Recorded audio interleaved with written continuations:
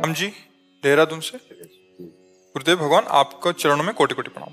महाराज जी, मेरी शरीर की पत्नी शरणागत है और नित्य प्रति जुगल सरकार और लड्डू गोपाल जी की सेवा करती है।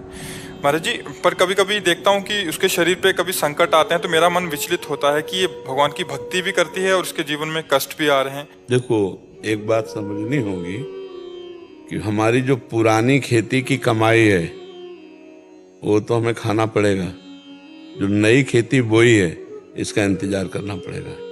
ये जो इस जन्म में हम भक्ति कर रहे हैं तो तुम्हारी पत्नी को कितना कष्ट होगा तुम समझ सकते हो, लेकिन हम समझ सकते हैं इस शरीर को कितना कष्ट है।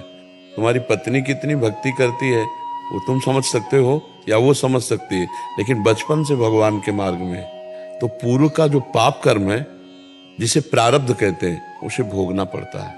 बड़े बड़े संतों को भोगना पड़ता है। रामकृष्ण परमहंस जी के गले में कैंसर था, भाई जी हनुमान प्रसाद पोद्दार जी के उदर में कैंसर था, बड़े बड़े सिद्धों को, भीष्म जी बाल ब्रह्मचारी भगवान के महान भक्त 6 महीना बाणों की सैया पर तड़प तड़प करके व्यतीत किया और फिर प्राण त्यागे। आप समझ पा रहे हो, जो हमारे पूर्व जन्म के पाप कर्म हैं भक्ति उनको सहने के सामर्थ्य देती है।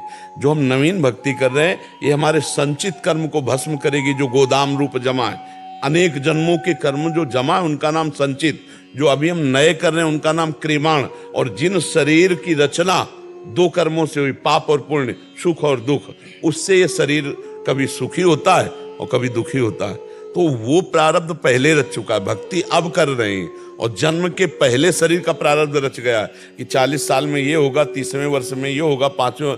अब उसको अगर आप भक्ति से जोड़ेंगे कि भक्ति करते हुए भी उसको जुकाम हो रहा है, बुखार हो रहा है, शरीर दर्द कर रहा है, या कोई रोग हो जाता है, या कोई घटना घट जाती है, तो ये अज्ञान होगा हमारा। भक्ति हमारी नई फसल है और शरीर की रचना है पुराना पहले हो चुका है। भक्ति अब हम कर रहे हैं ना, लेकिन शरीर रचने के पहले जो कर्म रख दिए गए, ये है भजन का फल।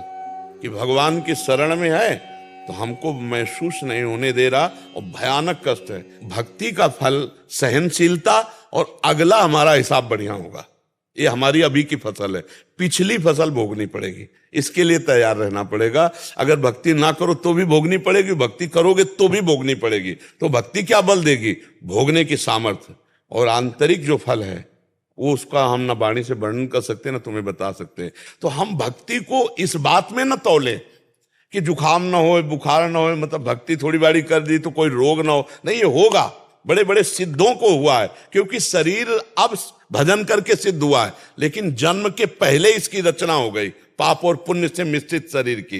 तो बड़े बड़े संतों को भोगना पड़ा है। तो हमें लगता है हम हिम्मत करके भक्ति को बढ़ाएं, ना कि उसको घटाएं, क्योंकि हमारा आखिरी फाइनल ये है कि जन्म ही न हो, और जन्म हो तो भगवान के निज जनों के घरों में जन्म हो, खूब भक्ति पूर्वक जीवन व्यतीत हो, तो कोई परेशानी नहीं। भगवान से विमुख जीवन होगा तो अब कलिकाल आने वाला है, बढ़ने वाला है, इतना बढ़ने वाला है कि भक्ति शब्द सुनने को नहीं मिलेगा।